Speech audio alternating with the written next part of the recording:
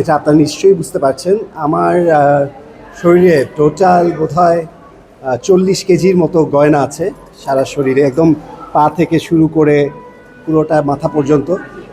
40 KG ওজনের jewellery এবং বিশেষ ভারী পোশাক পরে আমি আজকে পারফর্ম করেছি এবং আমি তাল মিলিয়েছি এবং চেষ্টা করেছি যাতে আমার একটা স্টেপও আজকে ভুল না হয়।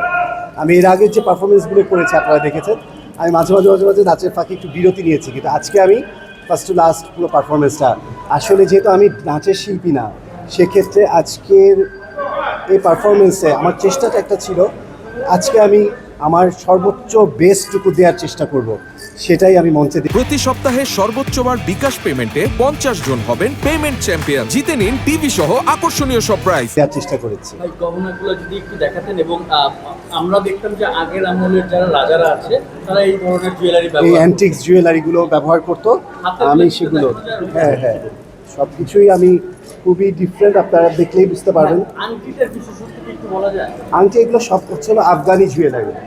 এই জুয়েলারিগুলো আমি এক এক জায়গা থেকে কালেক্ট করেছি, সব কিছু মিলিয়ে মানে কাস্টমাইজ করতে হয়েছে, কোনো কিছু আমার বানাতে হয়েছে, কোনো কিছু আমার কি বলে কিছু দোকান ঘুরে ঘুরে দেখতে হয়েছে কোথা থেকে কি কালেক্ট করা যায়, সব কিছু মিলিয়ে সিঙ্ক করে। এবং সর্বোপরি আপনারা দেখতে পাচ্ছেন আমার এখন লং হেয়ার, কিন্তু তারপর আমি হেয়ার এক্সটেনশন ইউজ করেছি শুধুমাত্র এই ক্যারেক্টারটা বা এই চরিত্রটাকে পুরোপুরি ফুটিয়ে তোলার জন্য। সো আর আমি যেহেতু আস্তে আস্তে করে চলচ্চিত্রের দিকে আগাচ্ছি, চলচ্চিত্রের অভিনয় করব, সো এটাও আমার একটা প্র্যাকটিস, বা আসলে আমি এই অভিনয়, নাচ এবং টোটাল কস্টিউম, জুয়েলারি সব কিছু একসাথে ক্যারি করতে পারি কিনা, এটা আমি আমার সাথে একটা পরীক্ষা ছিল।